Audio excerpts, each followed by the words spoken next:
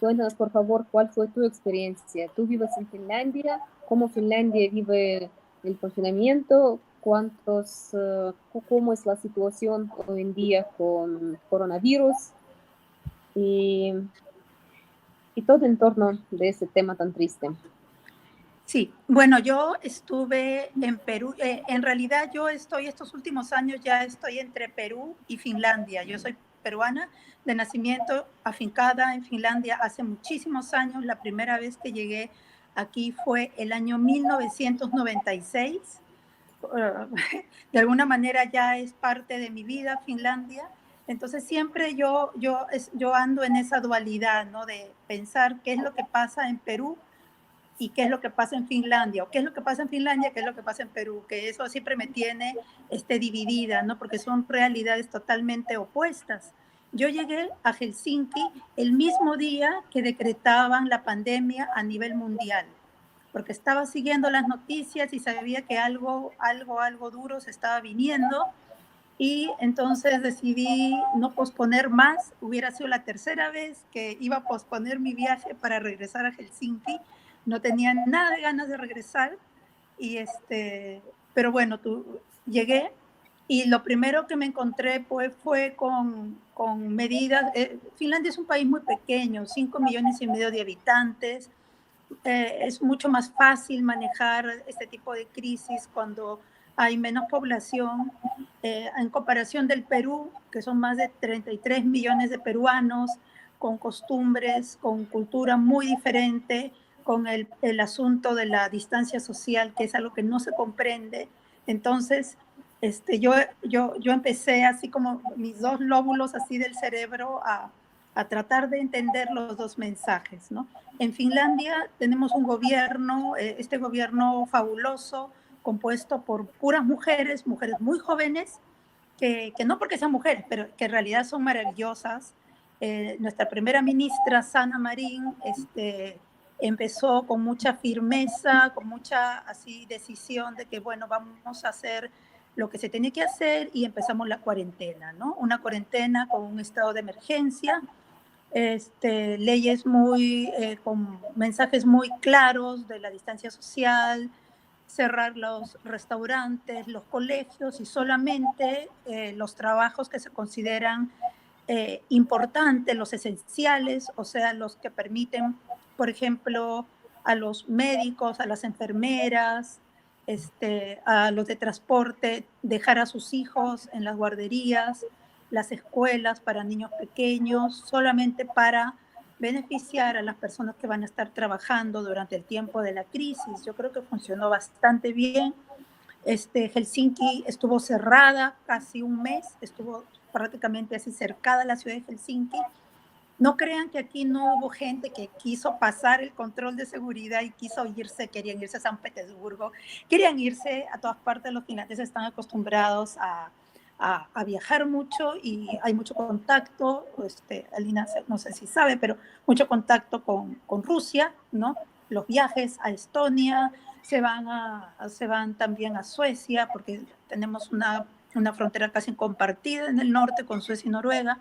Entonces a los finlandeses les costó muchísimo cuando Helsinki se cerró. Creo que todos sentimos como, uy, que ese tipo de cosas no solamente pasan en Perú o en México, ¿no? Bueno, en Perú no sé si pasará algo así. Me parece que estamos en camino de que comiencen a cerrar ciudades, ¿no? Pero yo creo que en Helsinki funcionó, porque luego que se cerró la ciudad empezó como a bajar esa curva, ¿no? Esa curva comenzó a descender. Entonces, ahora hay como una cierta estabilidad. Tenemos cuarentena hasta fines de mayo. O sea, no fue como en el Perú, que te decían 2 semanas, una semana, y era como un engaña muchachos, ¿no? Para que la gente no se desespere. Aquí las ministras dijeron con la dureza nórdica hasta fines de mayo. Te lo dijeron una sola vez y aunque te duela, ¿no? Y tú tienes que ir, porque aquí más o menos ese es el temperamento, ¿no? Yo te voy a decir las cosas de frente y duro. Y así fue, y fines de mayo. Creo que eso también ha sido bueno, porque mentalmente, aunque al comienzo, como te digo aquí, todos acostumbrados a salir, inclusive en el invierno. Mucha gente piensa que si hace frío la gente no sale. No, la gente sale, la gente está acostumbrada.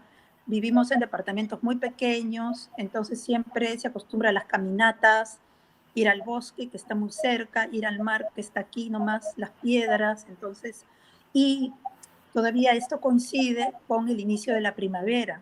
Hoy día, por ejemplo, fue un día hermoso de sol, tuvimos 11 maravillosos grados, entonces todo el mundo estaba sobre las piedras y yo fui con mis libros y llevé mi frazada del Perú, una frazada así de alpaca, todo el mundo me miraba, no me importa, yo me tiré sobre mi piedra y empecé a leer y estuve 3 horas maravillosas tomando sol helado, pero era sol, ¿no?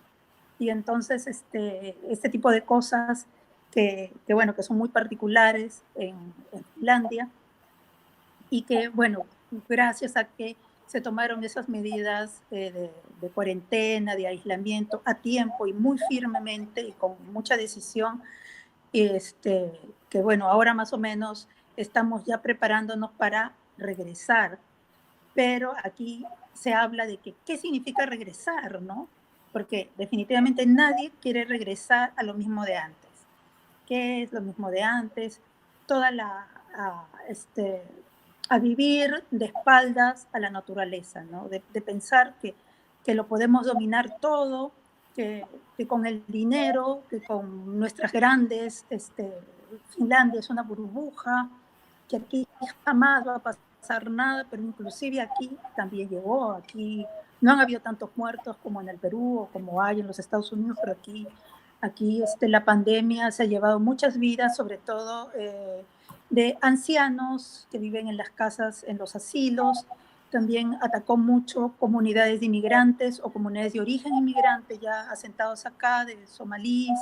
También atacó duramente la semana pasada, por ejemplo, el centro de retención de refugiados, lo cual es muy triste, ¿no? Porque finalmente esta pandemia aparentemente aparece como algo muy democrático, o sea, ataca a todos, sea rico o pobre, pero al final quienes terminan arrastrando estos virus son la gente más desfavorecida, ¿no?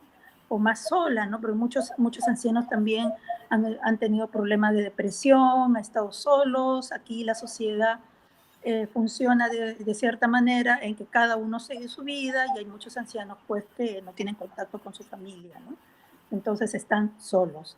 Y bueno, migrantes que también presentan problemas de aislamiento, segregación y refugiados que vienen con todo el trauma de la guerra, que esperan sus residencias. Entonces, ahora el foco está específicamente en ellos, está bajando, se está limitando, se está normalizando y ya la semana que viene los niños van a empezar a ir al colegio. Hubo cierta reticencia a que se abra, digamos, la sociedad, porque todavía dicen, no, tenemos que pensar primero cómo se va a abrir. Los finlandeses pensando siempre en estadísticas, en estudios de proyección, siempre pensando en el futuro, ¿no? Nunca pensando en que cómo fue ayer o cómo es mañana, sino siempre haciendo la planificación. Entonces, hay muchas discusiones, tenemos como no sé, bueno, cuando yo llegué a Finlandia teníamos una excelente presidenta, pero los presidentes acá no tienen mucho poder. Quienes tienen el poder, digamos, son los gobiernos que están dirigidos por un primer ministro. Y el primer ministro o la primera ministra se elige en una negociación. Entonces es un sistema diferente.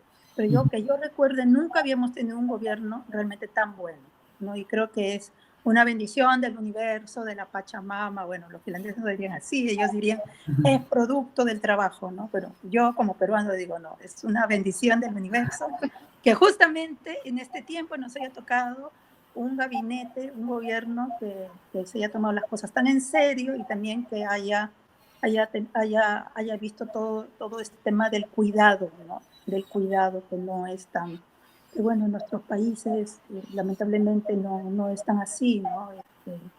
Entonces, digamos que nos estamos preparando para regresar, no quiero decir regresar a lo mismo, sino regresar lentamente hacia algo que tiene que ser mejor, ¿no? Porque eso hablamos aquí, que debería ser algo mejor, que no debe ser volver a lo mismo, ¿no? Que nos ha llevado a que a nivel mundial explote una crisis como esta, ¿no? Por otro lado, el Perú, ¿no? El Perú que en mis días, mis mañanas luminosas, frente a las piedras y el mar Báltico, en la burbuja que es vivir en Finlandia, todo muy limpio, distancia social, nadie tiene que gritar a nadie, todos tan distantes. Si caminan por el parque, están caminando distantes y están así, es como si todo estuviera así como ya planificado, ¿no? En el Perú no, en el Perú no, no se puede. En Perú empezamos la cuarentena. Cuando yo salía de Perú ya hay un par de días después empezó inclusive antes que Finlandia. Sin embargo, la cantidad de grupos sociales, culturales, tenemos Amazonía, que Amazonía tiene muchísimas comunidades indígenas de diferentes índoles, las comunidades quechuas, aymaras, que también es como tener un país que tiene muchos países pequeños. Bueno, México también es parecido, ¿no? Entonces, el gobierno, por más buena intención, porque también esto fue un milagro, que el presidente del Perú dijo, vamos a tener, se puso en el plan del padre, ¿no? Sacó la billetera y dijo, bueno, no éramos tan pobres, tenemos un montón de plata. Y resulta que tenían un montón de plata. O sea, para mí fue como una sorpresa que estos sinvergüenzas tenían un montón de plata, ¿no? Y comenzaron a decir, bueno, el presidente pensando que esto puede durar 2, 3 semanas, ¿no? Sin darse cuenta que, bueno, vienen los quechuas, que vienen los de la comunidad esta de los chipivos, que los ayaninkas, que los campas, que los aguayún, y bueno, interminable, ¿no? Con formas diferentes, con problemas de pobreza extrema, y ahora en Perú, no sé, vamos por más de 50.000 infectados, ¿no?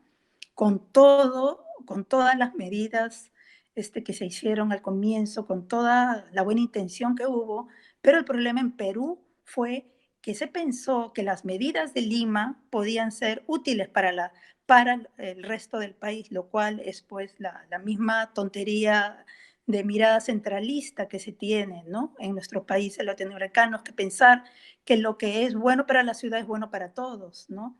No funcionó. Entonces, ahí ando así como angustiada, pensando, Dios, ahora empezó, esta apenas empieza y tenemos más de 50.000 en Perú. En Finlandia prácticamente está bajando con tanta rapidez que parece que vamos a reintegrarnos a la vida normal pronto, ¿no? Llegamos a fines de mayo y parece que ya en junio ya podemos tener reuniones, siempre con la salvedad de que no sean más de 500 y porque van a tomar muchas medidas así en previsión, ¿no? Para no volvernos locos así, porque aquí la gente se vuelve loca en el verano, ¿no? Estamos a puertas del verano, ¿no? Y bueno, estas son como mis dos miradas, ¿no? Como los dos mapas que tengo de la pandemia, en dos polos opuestos, ¿no? Porque prácticamente son dos polos opuestos, ¿no? Finlandia y Perú. Y no sé si tienes alguna pregunta más sobre eso. Sí, Roxana, según tú, ¿qué cambios, tanto buenos como malos, podemos esperar después de coronavirus? Pero yo pienso que, como te dije al comienzo, que en el mundo llegó a un punto de, de que nada se podía hacer, nada se podía decidir sin, este, sin contar con el respaldo de grandes grupos de poder, ¿no? Transnacionales. Ni siquiera puedo decir países, porque ya no son países, sino son ricos que unen sus riquezas unos con otros, puede ser uno de Rusia con uno de México, con uno de Argentina, con otro de Brasil, ¿no es cierto? Muchas locuras y codicia, ¿no? Y entonces se pensó que todo podía ser manejado y decidido con el dinero, solucionado con el dinero, que teníamos todo, que estas personas pensaban que lo tenía todo en sus manos, ¿no? Inclusive nosotros mismos pensamos, bueno, me da una gripe, me curo, ¿no? Con un medicamento o que, bueno, no sé, que hay una epidemia, pequeñas epidemias, y se van, se muere la gente pobre que no tiene vacunas o que viven en circunstancias así de pauperización. No importa, ¿no? Siempre se muere gente, ¿no? Pero ahora pues nos tocó a todos, ¿no? Entonces, yo lo veo esto como un remesón que nos debe hacer pensar en qué es lo que queremos, ¿no? De ahora en adelante, cómo va a ser el país, cómo va a ser la ciudad en la que queremos vivir, porque esto va a tomar bastante tiempo, ¿no? Y las medidas, por la pandemia implican control social, ¿no? Control social. No sabemos hasta qué punto puede llegar ese nivel de espionaje, de control, ¿no? Y también de esta obsesión por la higiene. Y que hay que recordar también que la higiene es un privilegio. En Finlandia, el agua, yo puedo tomar agua del caño, no sé cómo dicen ustedes, así.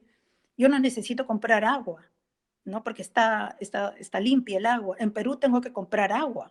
Entonces el agua, el derecho a la limpieza, digamos, es un privilegio, ¿no? Quienes pueden comprar agua pueden estar limpios, o quienes pueden comprar un jabón.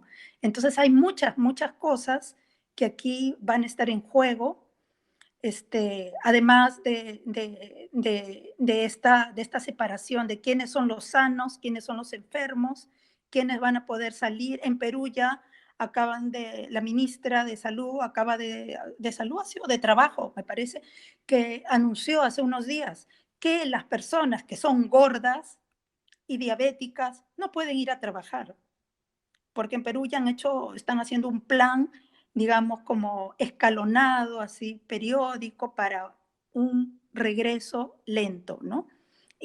Pero lo que es de plano es que personas gordas, y lo dijo así, gordas, en Finlandia jamás podría decir gorda, entonces no se puede decir, porque es como decir, es una discriminación contra los gordos o contra los chatos o contra los negros, los blancos, algo así.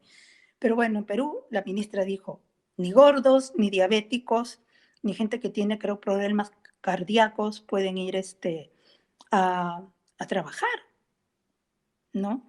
Entonces, este tipo de cosas, ¿no? Como entonces estas personas van a ir quedando, entonces uno se puede imaginar diversos escenarios, ¿no? De películas que hemos visto en Netflix o de ciencia ficción, donde las personas están escondidas, no sé, los apestados y luego los sanos, solo los sanos se reproducirán. No sé, como escritora, es que somos escritoras, me imagino muchísimos escenarios. En Finlandia dicen, pero no debemos dejar entrar asiáticos nunca más. O debería haber un pase de higiene, ¿no? Y yo digo, uy, Dios mío, ¿cómo va a ser eso del pase de higiene? Entonces, ¿quiénes van a poder pasar? ¿No? Entonces, hay muchas cosas, los grupos de extrema derecha en Europa, en los países nórdicos, que también son muy fuertes, especialmente en Dinamarca, en Suecia también. Felizmente, como te digo, en Finlandia nos salvamos. Tuvimos un gobierno de extrema derecha con gente neonazi, neofascista, pero perdieron. Yes. Entonces, pero esa amenaza es latente. Entonces, todo ese tipo de discursos, ¿no? De separar quiénes son los limpios y los sucios, quiénes son los sanos, quiénes son los enfermos, quiénes son los que tienen defensas altas y las bajas. Entonces, eso puede crear, ¿me entiendes? ¿No? Puede crear un tipo de autoritarismo, que a mí a veces se me ponen los pelos de punta con solo pensar en eso, pero a la vez también pienso que hay posibilidades, ¿no? Hay muchas posibilidades, porque todo esto ha generado el despertar de la conciencia acerca del medio ambiente. Ya no se ríen de la niña sueca Asperger que habla de tonterías, porque no eran tonterías.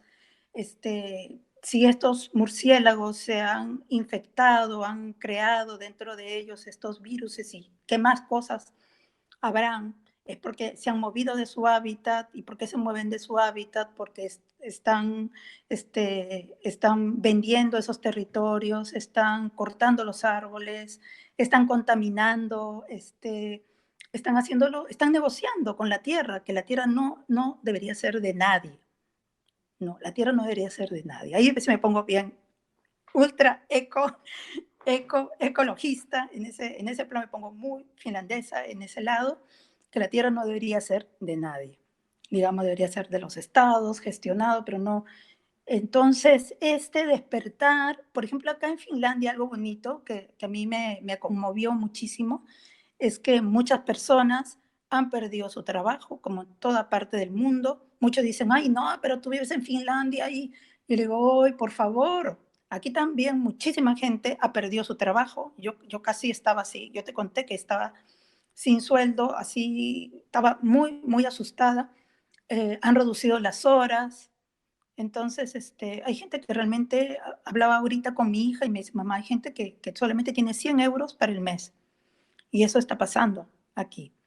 Entonces, salieron convocatorias de trabajo, ¿no? Como ya no van a poder venir vietnamitas, ni filipinos, ni asiáticos a recoger las frambuesas, las bayas, las fresas, los hongos, las diferentes especies de setas que hay, porque hay una variedad muy grande de setas, que eso ocurre, las bayas y fresas es especialmente en julio, junio, julio, y los hongos agosto, septiembre. Entonces están diciendo, bueno, si no tienes trabajo, entonces los finlandeses tendremos que ir a recoger las frutas, ¿no? Porque así tiene que ser, ¿no? Las frutillas. Entonces esto fue algo muy bonito, ¿no? Que muchas activistas, muchas artistas que quedaron sin trabajo también, dicen, bueno, nos iremos a recoger las bayas, ¿no? Volveremos al campo, ¿no?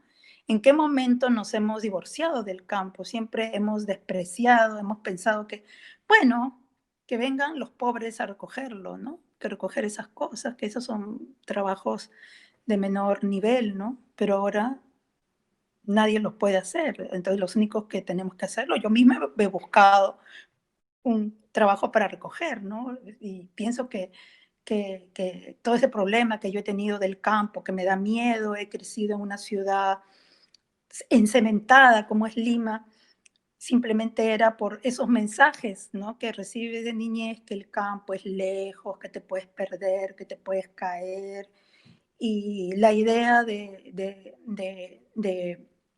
espacios naturales como espacios perdidos, ¿no? Hay un espacio natural, ese espacio hay que venderlo, ¿no? Hay que habitarlo, ¿no? Hay que ocuparlo, ¿no? Entonces, yo creo que por ese lado se vienen cosas muy interesantes y aquí hay una vuelta, ¿no? Al campo, de pensar en el campo y sobre todo ahora con el tema de los productos, ¿no?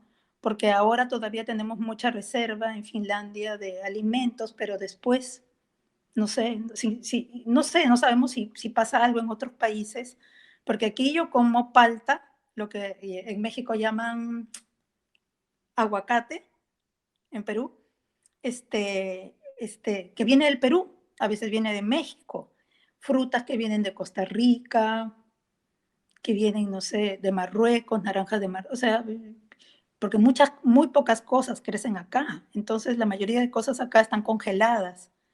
Entonces, en un supuesto que no puedan transportarse esos alimentos, vamos a tener que comer cosas de acá. Entonces, una vuelta a la agricultura. Entonces, por ese lado, yo miro el futuro, digo, bueno, yo estoy acostumbrada a cocinar, soy muy orgullosa de la cocina peruana y siempre cocino cocina peruana, siempre, pero no sé qué puede pasar. Quizás tengo que adaptarme, ¿no? A los productos que hay aquí, siendo, digamos, pesimista, ¿no? O si los finlandeses piensan que estas cosas pueden venir. Por ejemplo, ahora han quebrado, todas las tiendas chinas han quebrado.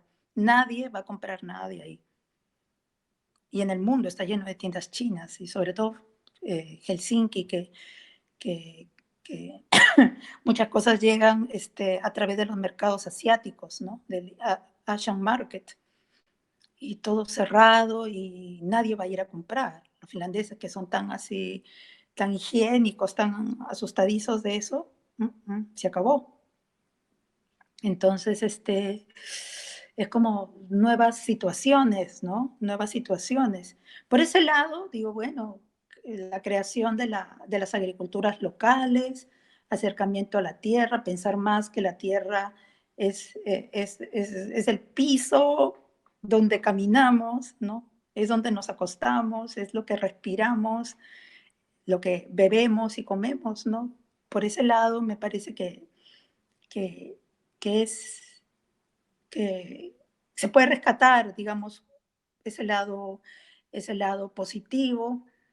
Por otro lado, también el hecho que esta crisis ha mostrado que todos los sistemas públicos del mundo, no solamente de Perú o de México, del mundo, porque a todos nos ha tomado por sorpresa y se ha revelado que los sistemas son una porquería, no sirven, ni siquiera acá, aquí han tenido que correr. Como es un país pequeñito, es mucho más fácil, ¿no? Pero ya te imaginas, en Perú, en la Amazonía recién han aprobado que van a poner un ventilador en la Amazonía del Perú, un ventilador respirador, creo que se llama, ventilador respirador. Imagínense, o sea, si no pasa esto, no se revela toda la miseria de los servicios de salud. ¿Y ahora de qué sirve tener un seguro privado? ¿A quién le sirve eso? A nadie, ¿no? Entonces ahora son los servicios de salud pública. Entonces, por ese lado también es como que todos a ponerse las pilas, creo que a nivel mundial, ¿no? A nivel mundial, ¿no? Y yo quisiera decir una cosa más, que Finlandia tiene mucho contacto con Suecia, Suecia está al costado, los países muy pequeños, con una tradición así bueno, de todo este mundo nórdico. Y Suecia, sin embargo, tiene una línea totalmente diferente a la que ha tomado el resto del mundo. Bueno, Bolsonaro, pero ya sabemos que Bolsonaro es un psicópata, Trump es otro, pero ¿qué es lo que hace Suecia, no? Suecia pone en manos de un virólogo que es un médico muy famoso a nivel mundial, un científico especialista en epidemias, pone en sus manos la política de cómo se llama, de manejar la crisis. Y entonces, mientras que en todos los países sale hablando los presidentes, en Suecia es el virólogo quien sale a explicar y es el que tiene, digamos, el control de todo eso. Entonces, él pone en práctica una teoría que consiste en no hacer cuarentena. No sé si ustedes han leído, han visto algo. Cada persona es responsable, si cada persona desea, puede hacerla o no.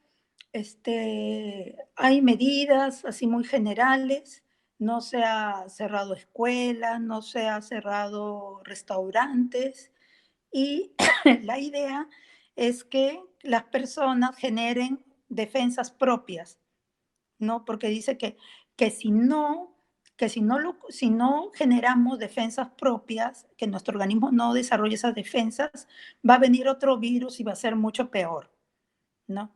Bueno, en Suecia van más de 2.000 personas muertas, ¿no? Y es aquí nomás, pero es la línea de Suecia.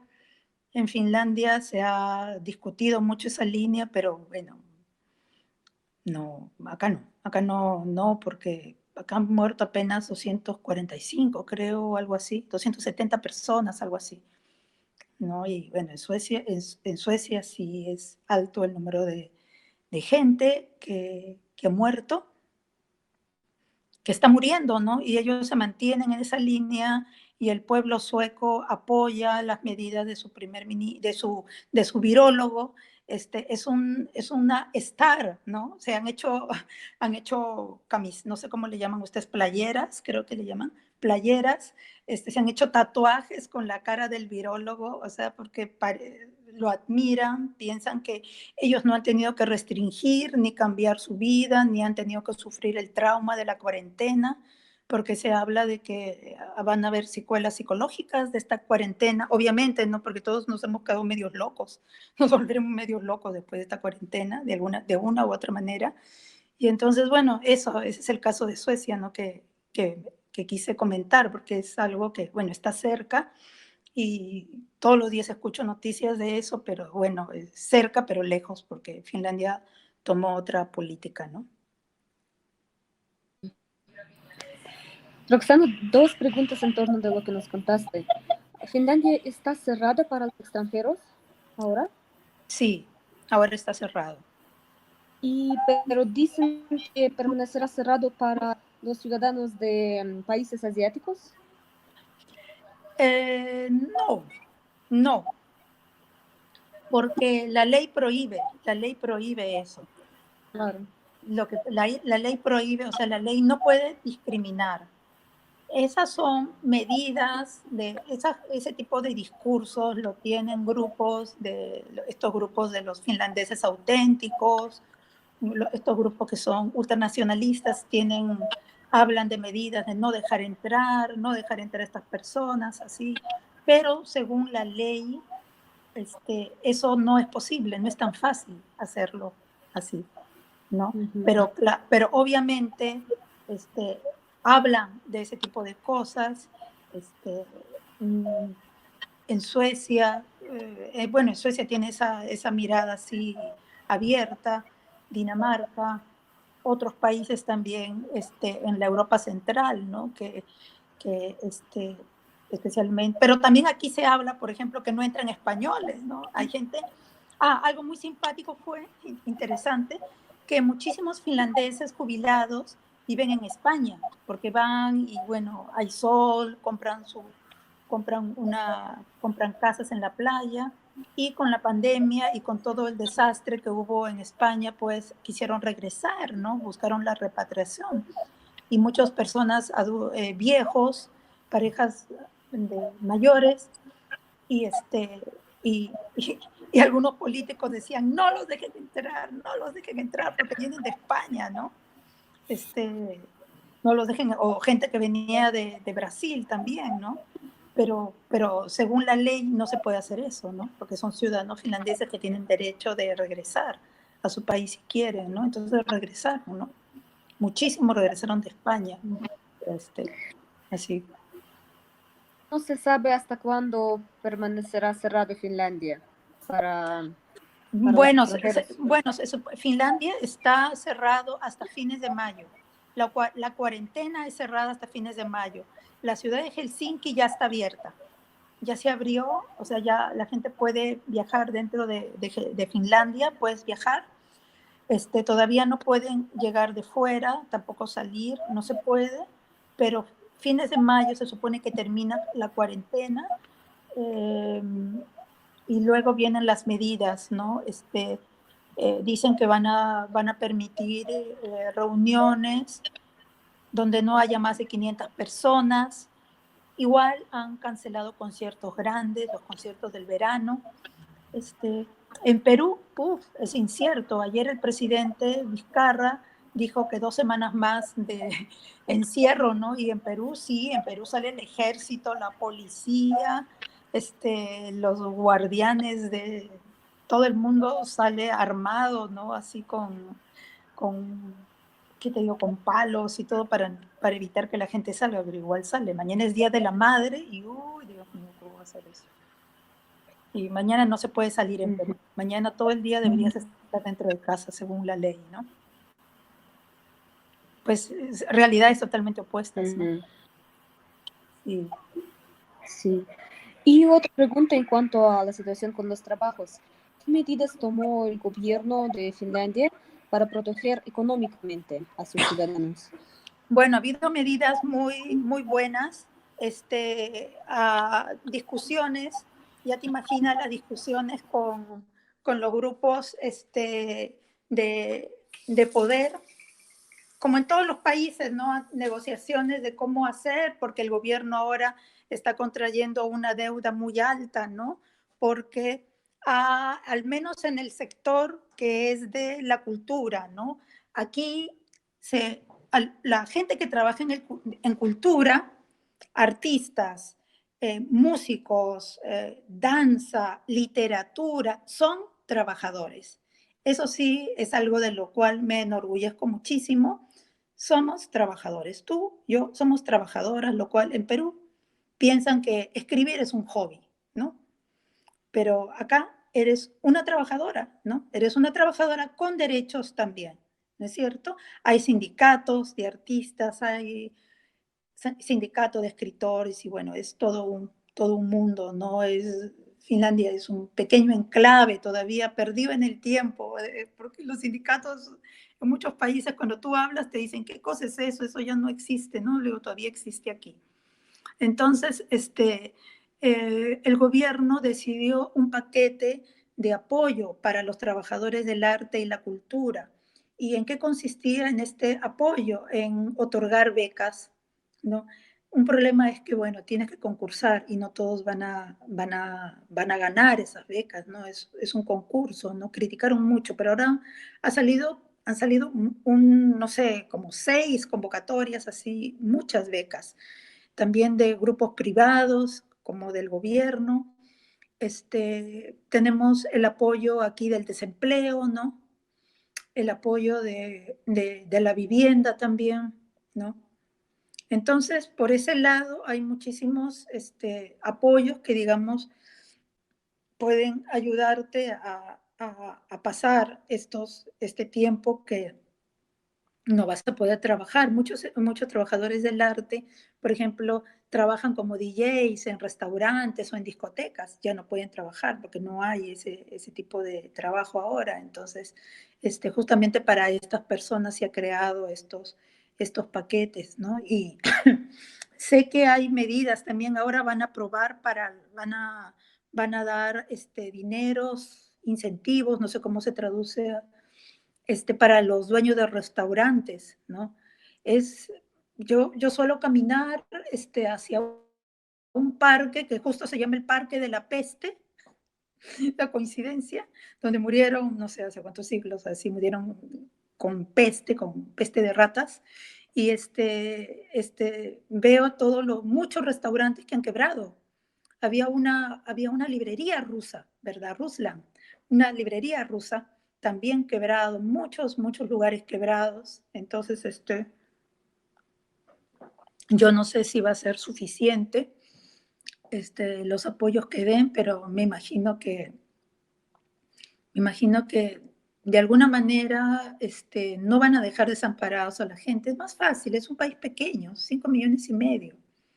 En nuestros países es difícil. En Perú, el presidente dijo un bono, decidió un bono para los más pobres, ¿no? Entonces, pensaron en, no sé, por decirte, 1.000 y llegaron 7.000. Entonces, como que es inmanejable, ¿no? En Perú es inmanejable eso. Es muy triste, a mí me duele muchísimo todo eso. Aquí es diferente, ¿no? Aquí de todas maneras pueden ubicar qué personas, si llega un caso en que no tienes absolutamente nada de dinero, ¿qué ha pasado? Mujeres, sobre todo inmigrantes, ¿no? El caso de las mujeres inmigrantes es bastante, es un grupo así bastante vulnerable, ¿no? Aquí también en Finlandia, entonces salían en Facebook diciendo que no tenían nada, ¿no? Entonces, bueno, han recibido ayudas, ¿no? Que hay una oficina social, ¿no? Que te puede ayudar en el caso sí extremo, ¿no? Pero igual es la deuda, ¿no? Después otros dicen, uy, sí, el gobierno saca la billetera y da, y pues dicen la deuda, que se esté endeudando el gobierno. Pues yo no sé, ¿no? Aquí dicen que los más ricos deberían pagar, pero el asunto es que en Finlandia todo el dinero que hay viene de los impuestos. Entonces, en sí, aquí todos ponen un poquito, ¿no? En nuestros países nadie paga impuestos, casi, ¿no? Los impuestos es poquito, pero aquí los impuestos son bien altos, ¿no? Entonces, de ahí sale algo del dinero, ¿no? Pero sí, o sea, sí, aquí sí hay gente pues que ha dejado de trabajar, ha perdido su trabajo, ¿no? Como en todas partes del mundo, ¿no? Y bueno, y hay gente que tiene que inventar nuevos trabajos, ¿no? Y, por ejemplo, yo tengo muchas amigas que trabajan en ¿cómo le llaman en estos? En los kindergarten, en los jardines de niños, para cuidando a los niños, que no están todavía en la época de colegio, y entonces la mayoría de ellas son inmigrantes, ¿no? Y todas ellas con contratos, no son trabajadoras así, con todos los derechos reconocidos. Entonces, todo ese tipo de cosas salen a la luz ahora, ¿no? Y entonces, imagínate si no, si estas trabajadoras no estuvieran ahí, ¿no? ¿Quién haría ese trabajo? Porque las finlandesas, ellas quieren irse a trabajar o ellas quieren tener su tiempo para trabajar online, ¿no? En su casa. Están acostumbrados que poner al hijo en la guardería para que lo cuiden. Y si no hay eso, se muere, se rompe su ciclo de vida de ellas, ¿no? Y entonces ese tipo de cosas que hay que revisar también en Finlandia, ¿no? Que bueno, quizá valorar más ese trabajo que hacen tantos inmigrantes con la limpieza y con el cuidado de los niños, ¿no? ¿Dirías entonces que este tipo de trabajos que hacen personas inmigrantes sí están igualmente precarizados allá? Sí, también están precarizados. Sí, sí. Están precarizados, porque esto Finlandia tuvo los dos últimos gobiernos, no contando fueron nefastos. Entonces, el último intentó privatizar de una manera suave, así disfrazada, el sistema de salud. Y también inventó ese tipo de engaña, muchacho, de contratos así, ¿no? Bueno, te doy trabajo, pero cada 6 meses renuevo tu contrato, eres practicante, ese tipo de engaños que hay en Perú, en México, seguramente en todo el mundo, porque la explotación es global, ¿no? Y también es un virus global. Entonces, esa precarización que sufren muchos trabajadores, pues ahora es muy obvia. Y lo que todo el mundo ya se las espera es que después de que pase esto, que se normalice, van a venir en mancha, ¿no? Como decimos en Perú, van a venir en mancha a reclamar sus derechos, ¿no? Porque se han dado cuenta, pues, que son aquí les llaman las trabajadoras indispensables. Entonces, nosotros con un grupo de amigas, yo formo parte de una plataforma que se llama Red de Mujeres Finlandia, mujeres latinoamericanas, muchas mexicanas ahí, muchísimas, que yo quiero mucho a México y bueno, siempre con mucha suerte de tener muchas amigas mexicanas cerca, tenemos esa plataforma, recopilamos las ideas de ¿qué te digo? Los pensamientos de algunas trabajadoras de guarderías y se armó un pronunciamiento, ¿no? Y entonces prácticamente al final poníamos trabajadoras indispensables del mundo, unidos, ¿no? Porque era como una broma así de que, mira, somos indispensables, ¿no? Y que realmente nadie se había dado cuenta de lo indispensable que éramos hasta ahora.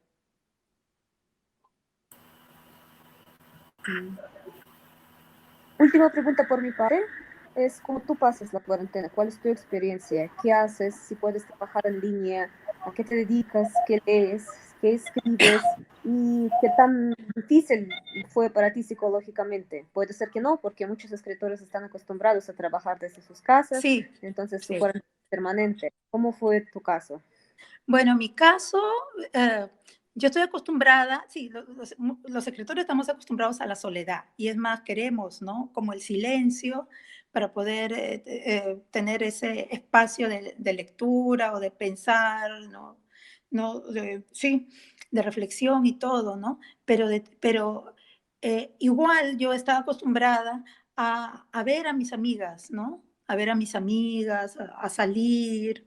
Y entonces la primera semana sí fue duro, ¿no? Y es más, yo me fui a ver a mi amigo Huicho, al Huicho que conocimos, ¿recuerdas? Alina, con Mose, que él está viviendo en Finlandia, tu amigo mexicano, poeta. Ay, no podíamos y nos fuimos. Y después nos dimos cuenta que éramos los dos únicos locos que estaban, así que nos regresamos. Ya dijimos, hay que acatar la cuarentena. Y sí, ¿no? Para mí, de alguna manera era algo como como estar en cuarentena era como ser inmigrante en un país, ¿no? Que no es tu país, porque siempre estás en el Skype o siempre estás hablando con tu familia por el teléfono, con la cámara, ¿no? Estoy totalmente acostumbrada a estar en la cámara, hablando con amigas, amigos, con mis padres en diferentes partes del mundo, pero, pero claro, lo que a mí me da miedo, lo que a mí me crea, aún me sigue creando angustia son las noticias, ¿no? De ver que, pues me gustaría que un día salga una noticia que diga que ya, ¿no? Que va a bajar la curva, no solamente en Finlandia, sino en el mundo, porque ¿de qué sirve que baje en Finlandia si no baja en el mundo?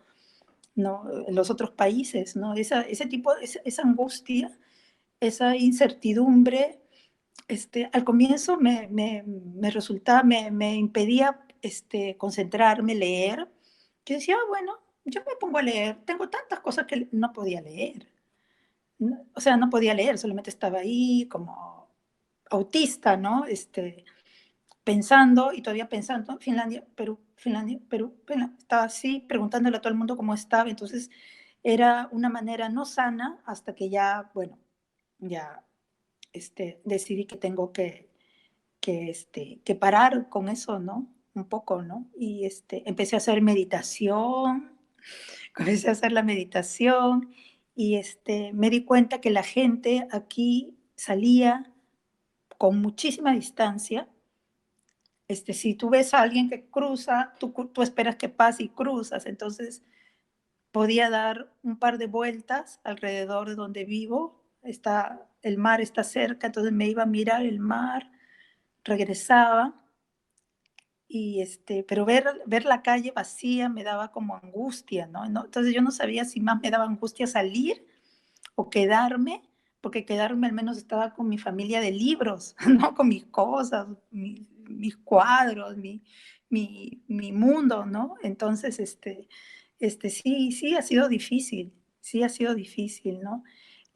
Luego, poco a poco he ido encontrándome con amigas y bueno, aquí también hay alguna gente que, como yo le decía, Suecia está cerca, que piensa que no debe haber cuarentena, ¿no? Entonces, había gente que sí estaba suelta, ¿no? Ahí. Y entonces, me costó mucho a mí ponerme a leer. Entonces dije, bueno, es tiempo para poner a escribir. Escribí, me puse a escribir, entonces escribí muchos poemas. Comencé a escribir muchos poemas, así, pensando que, digo, sí, pero no quiero escribir de la cuarentena, voy a escribir de África, no sé, voy a escribir de lo que sea, de los peces, de un acuario, pero no quiero escribir de la cuarentena, decía, ¿no? Porque no quiero volver a sumergirme en algo que yo no sé en qué va a terminar, ¿no? Aunque siempre soy optimista y pienso que sí, bueno, esto, esto es algo que merecíamos, ¿no? Como humanidad, ¿no? Y bueno, vamos a salir de esto, ¿no? Yo estaba viendo un poco sobre tu colectiva y pues quería saber más o menos como qué futuro pinta para ustedes ahora con esto, ¿no? O sea, cómo va a ser el trabajo cultural y sobre todo con migrantes ahora bajo estas nuevas circunstancias, sobre todo también con el peligro, pues sí, de un poco de regresar a una xenofobia, ¿no? Leí Sí, el forma de Parásitos, ¿no? Que estás hablando sí. sobre cómo se está pensando al inmigrante como otra vez como algo no deseado, como algo no sé qué. Entonces, ¿cómo mezclar y qué futuro hay en el trabajo cultural y el trabajo migrante en este panorama? Yo creo que va a estar muy desafiante. Yo creo que va a estar muy desafiante. Solamente puedo poner las manos al fuego por los países nórdicos, ¿no? Donde la tradición legalista es casi religiosa, ¿no? Hay leyes que dicen que todos somos iguales ante la ley y eso se va a respetar, ¿no? Ahora si viene una recesión económica y luego estos grupos populistas que prometen cosas que además son ultra religiosos, engañan a la gente, le comienzan a sembrar miedo, más miedo hacia los inmigrantes. Esa es una posibilidad. Esa es una posibilidad, sí. En el centro de Europa, de animadversión hacia los inmigrantes es muy fuerte, igual que en España, en Italia, ¿no?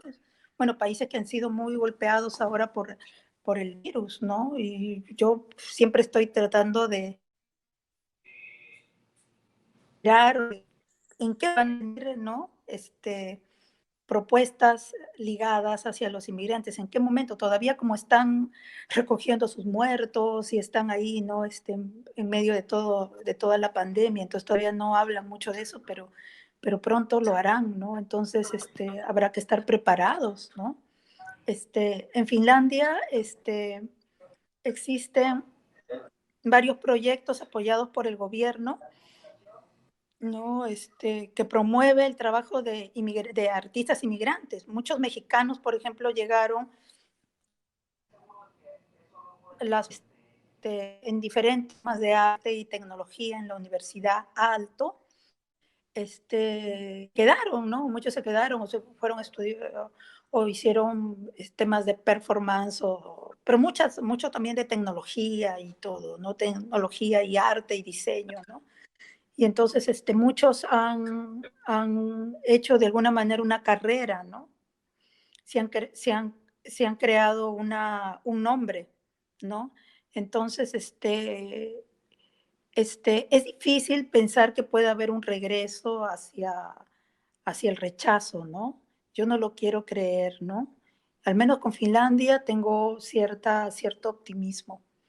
A pesar de que van a ver este partido de los auténticos va a seguir jodiendo, creo que, creo que no van a poder. Porque además, olvidé decirlo, el Partido Socialdemócrata, del cual es miembro la primera ministra, Sanna Marin,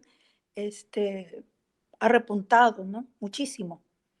Entonces, lamentablemente, pues mira, hasta hace